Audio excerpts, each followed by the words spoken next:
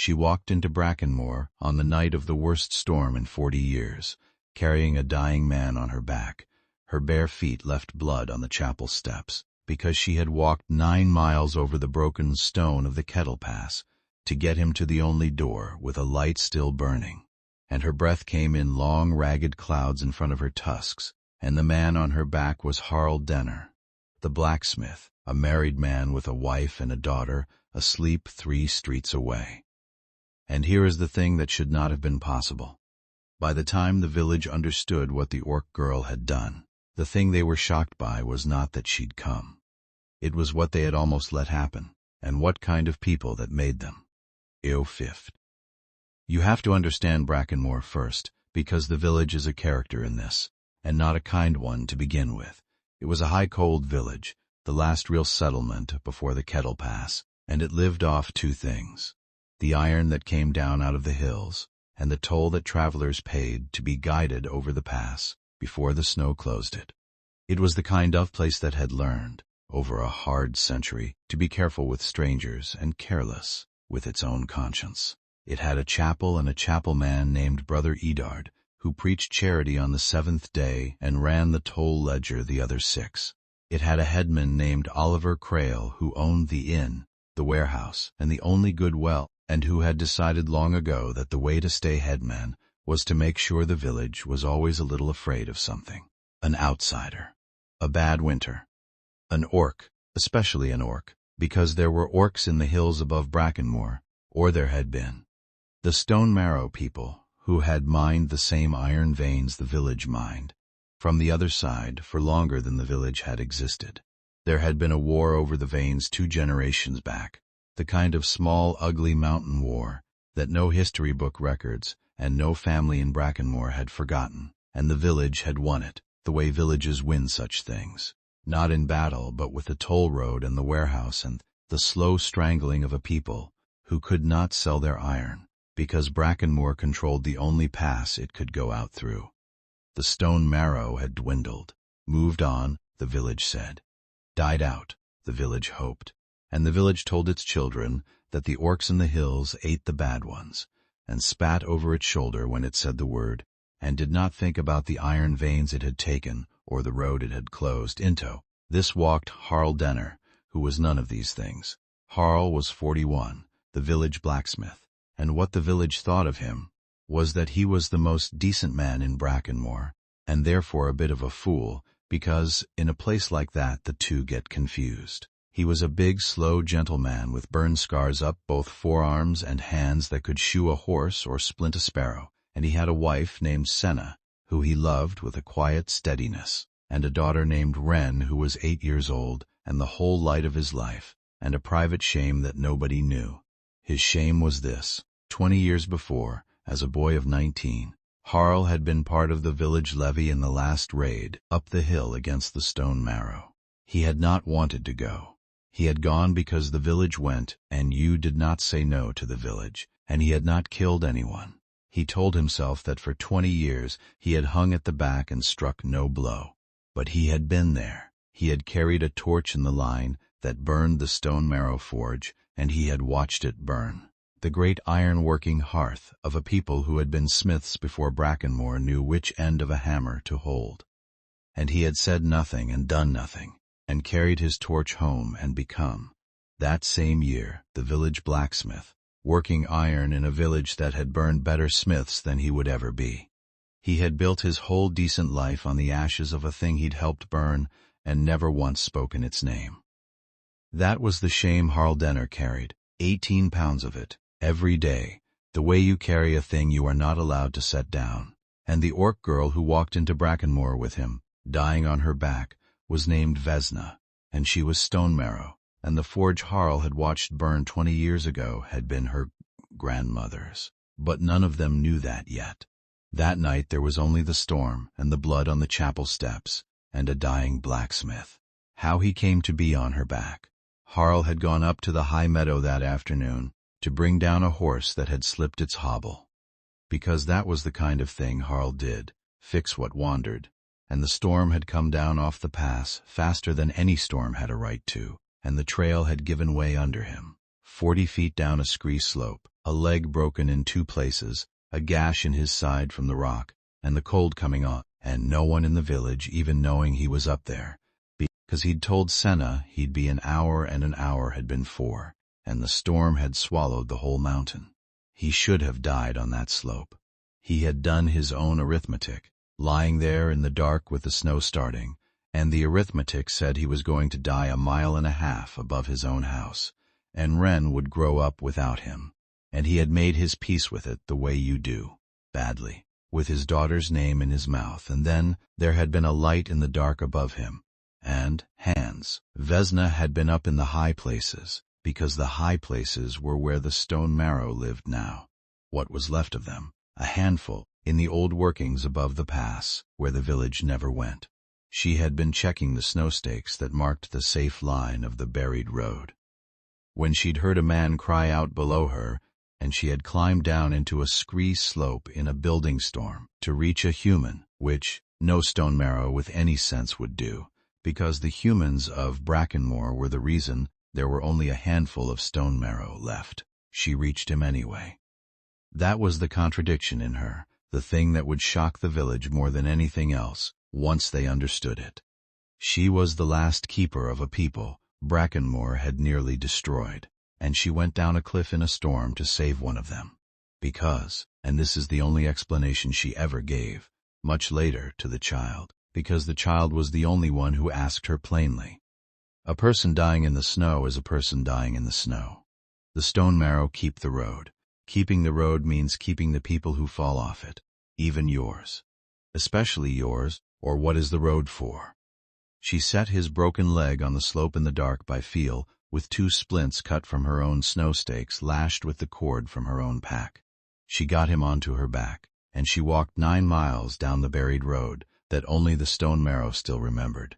The old safe line under the storm, carrying a 41-year-old blacksmith and his full weight of iron-working muscle, 9 miles, in the dark, in the worst storm in 40 years, to the only door in Brackenmoor, with a light still burning, which was the chapel, and she left blood on the steps, because somewhere in the 9 miles she had walked her own feet to ruin and had not stopped, because stopping was not a thing the road allowed. What the village did. Brother Edard opened the chapel door to a pounding and found an orc on his steps holding up the village blacksmith like an offering, and Brother Edard, to his small credit and lasting shame, did not slam the door. He froze, and in the time he froze, doing his own ledger arithmetic, an orc, the blacksmith, the village, the scandal, the danger, Vesna pushed past him and laid Harle down by the chapel fire, the only warm place she could see, and began doing the things that keep a cold broken man alive, and Brother Edard ran for the headman instead of running for the healer, and that choice tells you everything about Brackenmoor. Because by the time anyone with sense arrived, and the one with sense was Senna, Harle's wife, who came running through the storm in her nightclothes, when the word reached her that her husband was alive, on the chapel floor, there was already a crowd, and the crowd was not looking at the dying man. The crowd was looking at the orc, and Oliver Crail, the headman, was standing over her with the village behind him, and he had already decided what this was, because he had spent his whole life deciding what things were in the way that kept him headman, and what this was a threat. It carried him off, Crail was saying, loud to the crowd, the story already building itself. Took him up the mountain, and the storm caught them, and it's brought him here for, who knows. They eat he has a broken leg set with mountain stakes, said Senna. She said it quietly, kneeling by her husband, but it cut through Crail's noise like a blade through wet rope, because Harle Denner was looking at the splints on her husband's leg, the careful lashing, the way the break had been set straight by someone who knew exactly how a leg goes back together, and she was a smith's wife, and she knew good work when she saw it. Nobody carries a man off a mountain to murder him in a chapel, Senna said. She looked up, and she looked at the orc girl's feet, and the whole crowd's eyes followed hers, and there it was, the blood on the stone, the 9 miles. She walked her feet to the bone, bringing him down. Look, look. The village looked, and here is the first shock, the small one, the one before the big one. The village looked, and some of them saw it. Not all. Crail did not, and Brother Edard pretended not to, and a dozen of the hard ones kept their faces shut. But old Mab, the herb woman, pushed through the crowd and knelt by Harle's leg and ran her hands over the splinting and said, to nobody, in a wondering voice, whoever set this saved his leg. This is better than I could do. And a few of the younger ones shifted. And a mother near the back pulled her child a little less tightly against her, and the story Crail was building developed, for the first time, a crack. But it was Wren who broke it open. The child. There is always a child. Harle's daughter, 8 years old, had followed her mother through the storm in her nightdress and bare feet, and nobody had stopped her because everybody was watching the orc, and she came through the forest of adult legs, and she saw her father on the floor, alive, breathing, and she saw the green stranger kneeling over him with bloody feet. And Wren did not know any of the things the adults knew. She did not know about the iron veins, or the war, or the burned forge, or the toll road. She knew only the arithmetic of an 8-year-old, which is the truest arithmetic there is. She ran to the orc girl and threw both arms around her neck and said, into her shoulder loud, in front of the entire village of Brackenmoor, "You brought my papa home. Thank you for bringing my papa home." And the whole village watched the orc they had been told. 8 children hold a child of Brackenmoor as gently as a thing made of glass, and watched the orc's ears go dark at the edges, in a way none of them had a name for, and watched a hard, cold mountain village have its story taken right out of its hands by an 8-year-old's 2 arms. Crail's mouth was still open. His story had nothing to say. It had been built for a monster, and there was no monster. There was only a woman with bloody feet holding a child who was thanking her. And the crowd went quiet. The way a crowd goes quiet when it has been caught believing something ugly about itself. That was the night the orc girl entered the married man's life. Not the way the title makes you think. She entered it carrying him on her back, and she set him down by a fire, and she handed his daughter back to him alive, and then she tried to leave. She got as far as the chapel door. She did not want anything. She had done the thing the road required, and she meant to walk back up into the dark. And it was Senna, the wife, the married man's wife, who stood up and put her body between the orc and the door, and said, "You're not walking 9 miles back up that mountain on those feet in this storm. You'll come to my house. You'll let Mab see to your feet. You saved my husband's life, and I'll not have it said that Brackenmoor sent you back into the snow to thank you for it." And she looked at the crowd when she said the last part, and the crowd understood it was being judged, and some of them had the grace to look at their boots. So the object comes in here, the way the object always does, in the first third, quiet, easy to miss. It came in the next morning, when Vesna, who had stayed, because her feet would not carry her, and because Harle Denner was not a woman you argued with, sat in the blacksmith's kitchen while Harle slept off the fever in the next room, and she looked at the cold forge through the open door, the village smithy attached to the house, and she went very still, because she knew that forge. She did not say so, but she went and stood in the doorway of Harle Denner's smithy, and she ran her hand along the great iron hearth plate at the back of it, the heavy worked iron backing that every forge has, and her fingers found a mark in the corner of it, a maker's mark, a deep-struck sigil of 2 crossed picks over a flame, and her breath stopped. It was stone marrow work. It was her grandmother's mark, the hearth plate of the Brackenmoor village forge, the forge Harle Denner had worked at for 20 years, the forge he had built his whole decent life around, had been salvaged out of the Stone Marrow forge that the village burned. Some thrifty Brackenmoor hand 20 years ago had gone up into the ashes of the thing they'd destroyed and pried the good iron backing plate off the dead hearth and carried it down and set it into the new village smithy, because good worked iron is good worked iron, and the village did not waste. And for 20 years Harle Denner had stood and hammered at a forge whose beating iron heart had been stolen, still warm, from the people he'd helped burn. He didn't know. That was the thing. He had never known what the plate was. He had inherited the smithy and the plate with it, and he had stood at it for 20 years, carrying his shame about the burning, and never once knowing that the burned thing was right there, 3 feet from his face, every day. that he had been keeping it warm all along. Vesna stood in the doorway with her hand on her grandmother's mark and made no sound at all.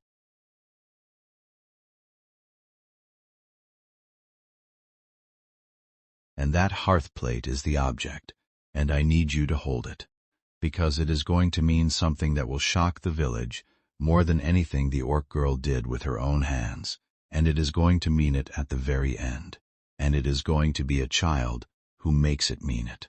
She did not tell Harle. She did not tell anyone.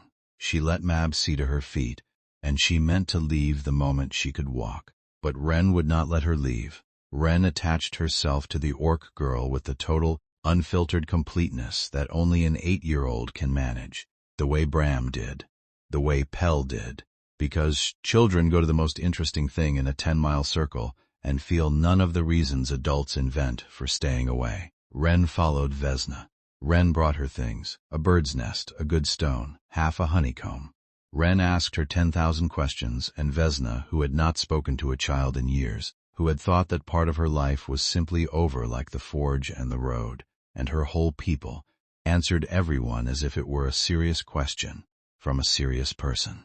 And it was Wren, on the third day, sitting on the forge step while Vesna's feet healed, who asked the question that began to pull the whole buried truth up out of the ground. Why do you keep touching the back of the forge? Vesna's hand was on the hearth plate again. She hadn't noticed. It's just iron, Wren said. Papa says it's the oldest part, older than the rest of the smithy. He says whoever made it was a better smith than him. Wren swung her feet. Was it you? Did you make it? Is that why you keep touching it? And Vesna of the Stone Marrow, last keeper of the buried road, looked at the human child swinging her feet on the step of a forge built around her grandmother's stolen heart, and had to decide right then whether to tell the truth to the one person in Brackenmoor who would believe it without flinching, or to carry it back up the mountain, in silence, the way her people had carried every other thing the village took. That's the full part one. The storm rescue, the village that braced for a monster and got a mirror, the married man whose marriage is not the scandal, the wife who is an ally not a rival, the buried war under Brackenmoor, the child who said the true thing, and the object planted in plain sight, the stolen Stone Marrow hearth plate that Harle has unknowingly tended for 20 years. Small acts section. Deepening, Vesna told her, not all of it. You do not pour 20 years and a burned forge and a dead people into an 8-year-old. But she told Wren the true shape of it, in the small words the truth fits into, when a child is the one asking, because Wren had asked plainly and Vesna had decided, somewhere in those 3 days, that she was done carrying the silence her people had been forced to carry. My grandmother made it, she said, her hand flat on the hearth plate, a long time ago, up on the mountain, where my people had a forge, the best forge in these hills, older than your village. And there was a bad time, a war over the iron, and your village came up the mountain and burned my grandmother's forge while she stood in it. She did not make it cruel. She made it flat, the way she made everything, which was somehow worse. After, someone from your village climbed up into the ashes and took this plate, because it was good iron, and good iron should not be wasted. They brought it down here. They built a new forge around it, and your papa has kept it warm for 20 years, and never knew it was the last warm thing left of my grandmother's whole life. Wren was quiet for a long time. For a child, a very long time. Then she said the thing the adults could not. She always would. That is what the child is for. Then it's not stolen anymore, Wren said slowly, working it out. If Papa kept it warm, if nobody let it go cold, a thing you keep warm for somebody isn't stealing it, it's holding it. She looked up. Papa was holding your grandmother's forge for you. He just didn't know whose it was. And Vesna, who had come down the mountain expecting to find her grandmother's heart cold in the hands of thieves, sat on a blacksmith's step while a human child explained to her that it had been kept warm, that for 20 years a man had unknowingly tended the one thing the village had not managed to destroy. And her ears went dark at the edges, and she put her face in her hands. And Wren, who did not know you were supposed to be afraid, who did not know any of the reasons, climbed into the orc girl's lap and put both arms around her neck and held on, the way she'd held on in the chapel, the way she would always be the one to close the distance. The adult stood frozen across. Harle heard the whole thing. He had been standing in the doorway on his crutch. The leg Vesna had set healing straight beneath him, and he had heard his daughter explain his own life back to him, and he had heard what his forge was. And he stood there with the truth coming down on him like the scree slope, 20 years of it. He did not pretend he hadn't heard. That was the thing about Harle. He was a slow man and a decent one, and he had carried his shame too long to lie about it. Now that it had a face in his kitchen, he came into the smithy. He put his hand on the hearth plate beside Vesna's, on his daughter's small one, 3 hands on the iron, and he said, in his slow, careful way, the thing he had never said in 20 years. I was there, the night they burned it. I was 19, and I carried a torch in the line, and I struck no blow, but I struck no blow against it either. And I have stood at this forge 20 years, and I never let myself wonder where the good plate came from, because some part of me knew, and not knowing was easier. His big scarred hands were shaking on the iron. Your grandmother was a better smith than I will ever be. I've felt it every day. The plate runs the heat truer than anything else in this forge, and I never understood why, and now I do. It's because she made it. I've been a worse smith my whole life, standing in front of a better one's work, and I never even gave her the courtesy of her name. He looked at Vesna. What was her name? Turith, Vesna said. Turith of the Stone Marrow, 3rd Deepkeeper. She forged that plate the year my mother was born and struck her mark in the corner so it would outlast her. Turith, Harle repeated, learning it. The way you learn a thing you mean to carry now instead of bury. Then I've been keeping Turith's fire. All this time, without the right to.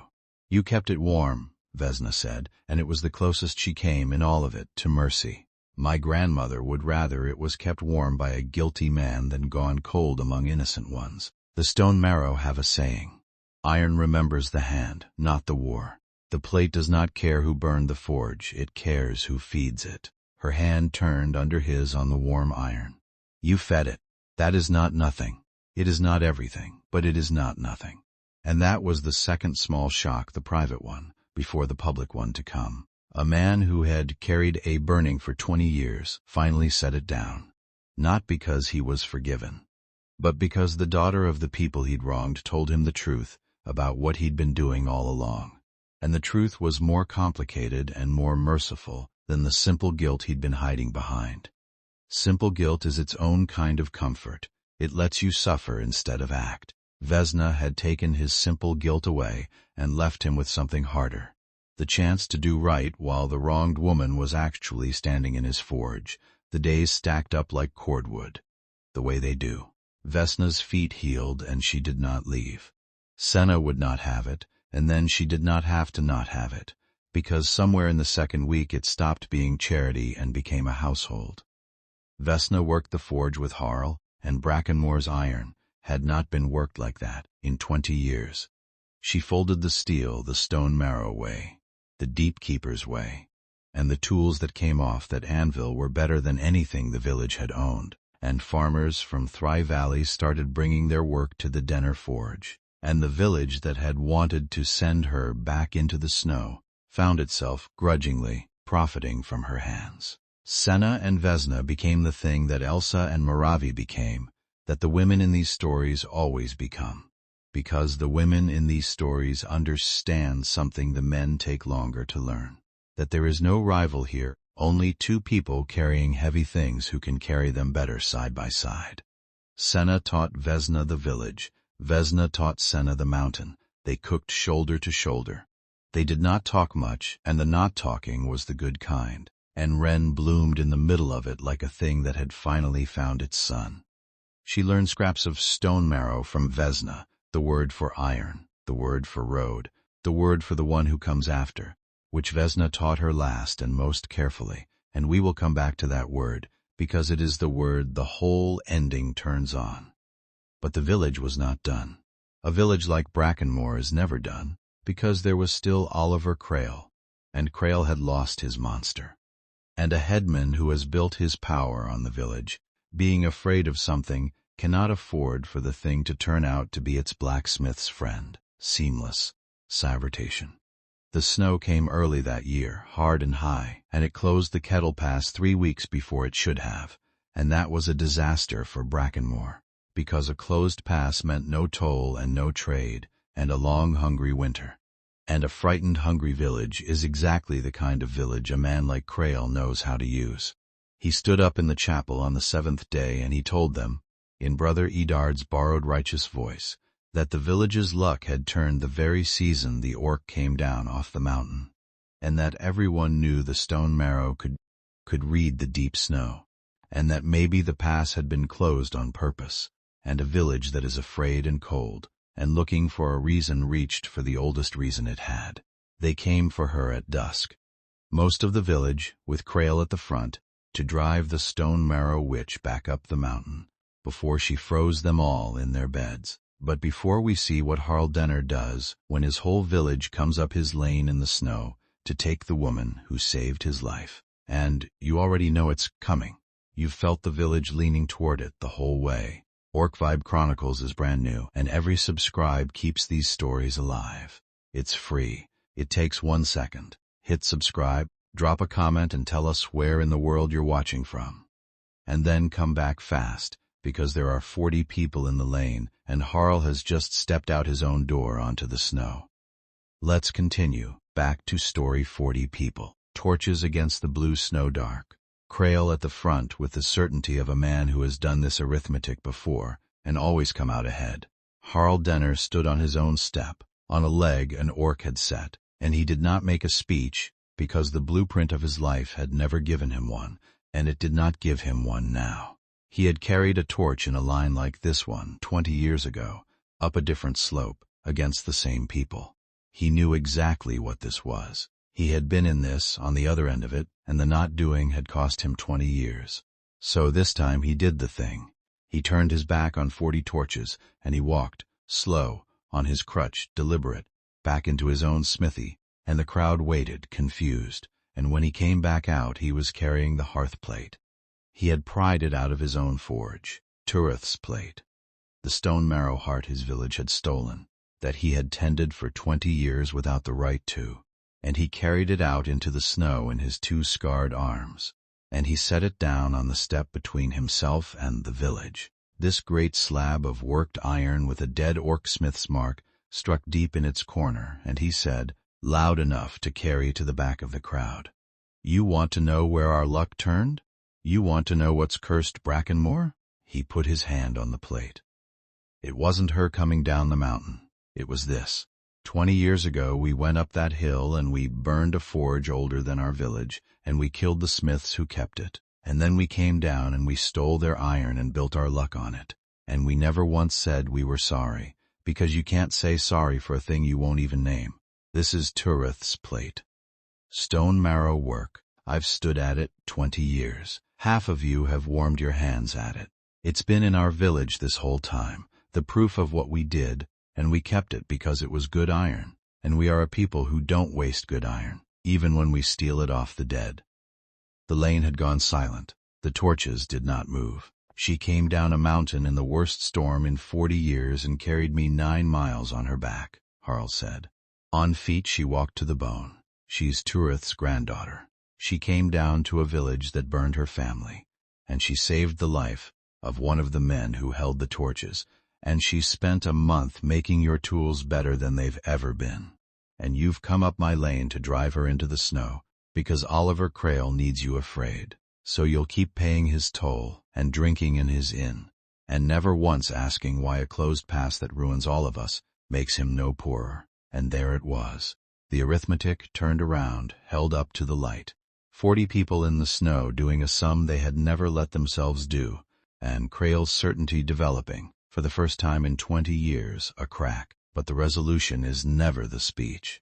Harle's words opened the crack. It was a child who finished it. Wren came out of the house, past her father, past the plate, out onto the snow in front of 40 torches, and she was carrying something, and she walked straight to the hearth plate, and she knelt down in the snow beside it, and she did the thing she had been practicing in secret. For 2 weeks, the thing Vesna had taught her, the most careful word. She had a hammer and a cold chisel, the small ones her own, that Vesna had made her child-sized for learning. And on the bottom corner of Turith's plate, below the dead smith's mark, the 8-year-old human child of Brackenmoor struck, slow, clumsy, in front of the whole village. A second mark. A new one. The Stone Marrow sign Vesna had taught her last, and most carefully, the one who comes after. Vesna taught me, Wren said, looking up at the 40 torches, her small voice carrying clear across the cold. When a smith dies, the next one strikes their own mark under the old one. It means I'll keep it going. It means the forge doesn't end. She put her small hand on her grandmother Stranger's plate, beside the mark she'd just cut. Turith made it. Papa kept it warm. I'm going to keep it now. So it's not stolen and it's not burned. It's just ours. All of ours. And you can't drive Vesna up the mountain because she's my teacher, and this is her grandmother's, and I just put my name on it in front of everybody, so now you'd have to drive me up the mountain too. A child, saying the true thing, putting her own name on the buried crime of her own village, in front of her own people, and turning it, with one clumsy chisel stroke, from a thing stolen into a thing inherited, from a wound into a road that goes on. You can drive an orc into the snow. It is a very different thing to drive your own blacksmith's daughter into it, kneeling in front of you with a chisel, having just claimed the whole village's shame as her own to carry forward. Crail's certainty had nothing left to stand on. His monster was a teacher, his curse was a stolen plate, his own neighbors had warmed their hands at. His frightened, hungry village was looking, now, not at the orc, but at him, and at the toll he'd grown rich on, and at the sum Harle had laid out in the snow that did not balance the way Crail's sums always used to. Somewhere in the back of the crowd, a torch lowered, then another. The herb woman Mab walked out of the crowd and stood beside the plate, beside the child, beside Harle. Then a young smith's apprentice who'd seen the tools Vesna made. Then a mother with her child's hand in hers. The village, one cold person at a time, chose. And what shocked Brackenmoor, the thing the title promised, the real thing, was not what the orc girl did. It was what the village discovered it was capable of when a child made it look at itself. It was capable, just barely, after 20 years, of being ashamed of the right thing. Crail went back down the lane alone. A headman is only a headman while the village is afraid, and the village had just stopped being afraid of the wrong thing. The quiet, ending the pass, opened again in the thaw, the way it always had, because no one had closed it, because the only curse on Brackenmoor had been the one it carried for itself. Vesna did not go back up the mountain to be the last of anything. There was no being the last anymore. The forge had a mark under Turith's mark now, and a child striking it, and a road that went on. The hearthplate stayed in the Denner forge, but it was different now, the way the object is always different at the end. It had 3 marks struck into its corner, Turith's deep old sigil, and below it Wren's clumsy first cut, the one who comes after, and below that, in time, a third. Because Vesna struck her own mark there too, between the grandmother and the child, the Stone Marrow keeper closing the gap the war had torn. 3 smiths on one plate, the dead and the keeper and the one still coming, and the forge ran the heat truer than any forge in the high country, because iron remembers the hand, not the war. Harle worked it with her, the 2 of them, and his shame did not vanish, because that is not how shame works, but it changed its job. It stopped being a thing he hid behind and became a thing he hammered with. Every day at a forge he finally had the right to stand at, because he'd done the brave thing 20 years too late and just barely in time. And Wren grew up at that anvil, learning the folds, learning the words, keeper of a road that ran straight through the middle of the village that had once tried to burn it. One evening, near the dark of the year, Harle banked the forge for the night, and his hand found the corner of the plate the way it always did now. All 3 marks, and Wren was beside him, and she put her small hand over the new cut, the one that said the forge would not end. "It's warm," she said. "Aye," said her father, "we'll keep it that way." He left the forge door open a crack, so the heat would reach the house. He always did now,